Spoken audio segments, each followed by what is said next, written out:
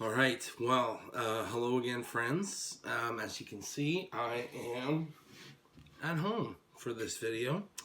Um, and this week, we're going to be looking at question and answer 28 in the new City Catechism, which means, dun, dun, dun, we are talking about the doctrine of hell.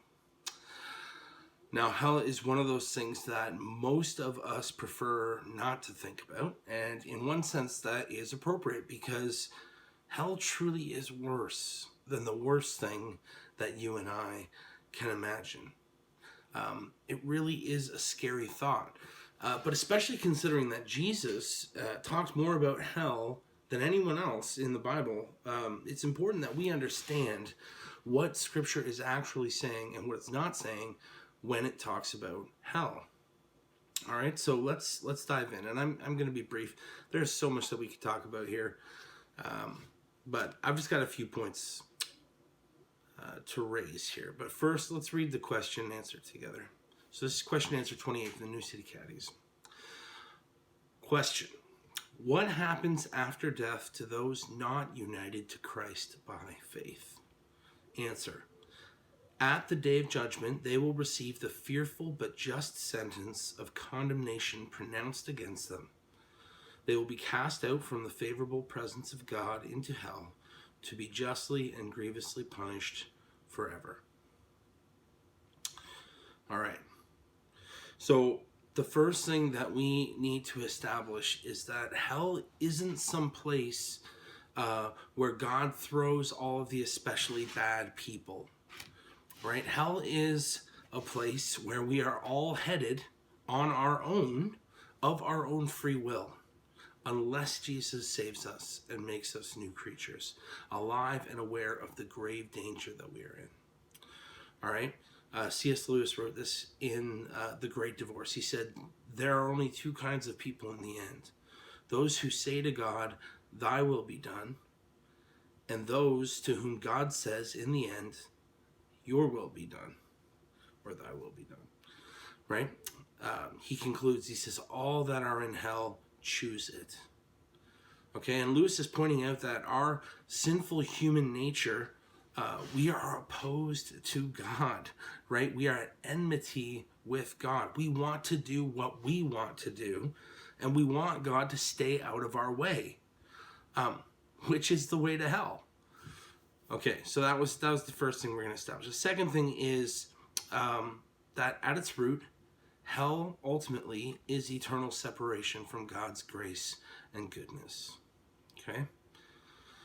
One of the things from last week's answer that we didn't have time to dig into, we kind of glossed over it or just ran past it, is that God actively restrains evil and its natural consequences in this world, right? What that means is that as bad as this life can be, or as bad as things in this life can be, rather, they are nowhere near as bad as they could be or would be if God were to withdraw his loving protection from us.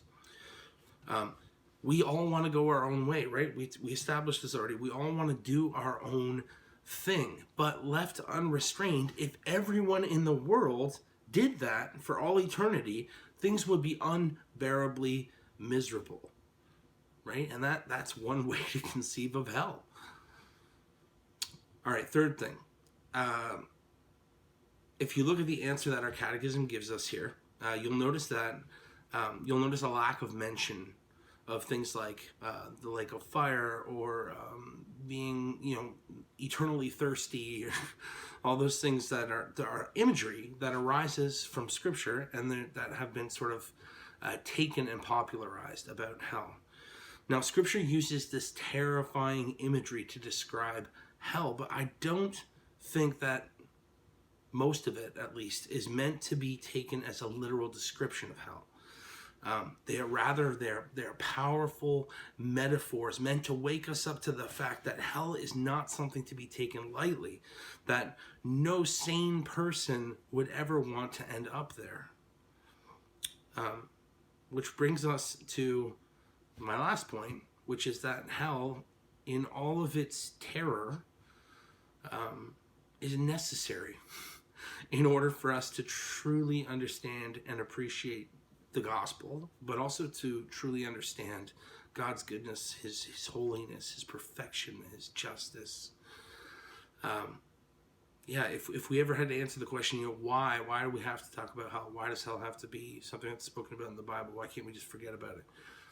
I would say that's why. I think it's necessary in order for us to truly understand and appreciate the gospel. And what I mean by that is that if when we die, we simply cease to exist, and we just go into some eternal state of nothingness, or we reincarnate as a puppy or a flower, then Jesus didn't really save us from much, right? Because there would be no justice in the world to be reckoned with for our own sin, for one. There would be no justice for the evil that others do against us either. If there's no justice to escape, if we simply cease to exist, then Jesus is not really saving us from much. And so in order for us to really understand the gospel, we have to understand hell and the reality and the horror of it. Hell is so awful precisely because God is so holy and just. Nothing can escape his perfect justice. The scales must be balanced. And if we're honest with ourselves, we know we'd be getting what we deserved if we ended up there.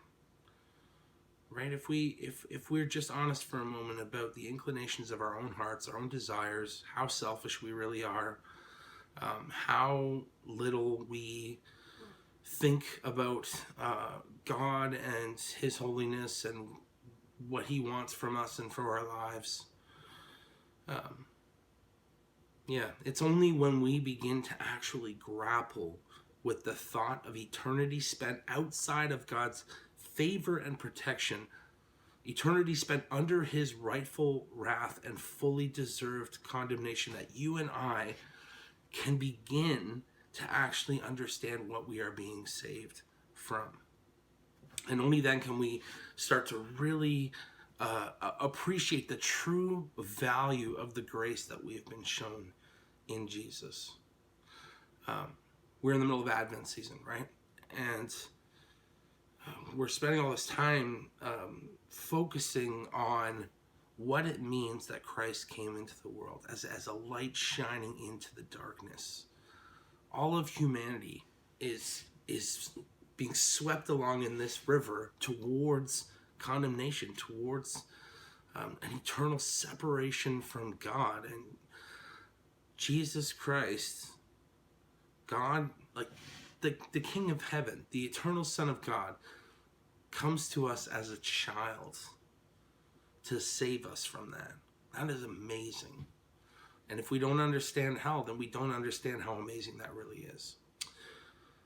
Okay, that's it for now. I know that just barely scratched the surface, but hopefully that gives you something to think about.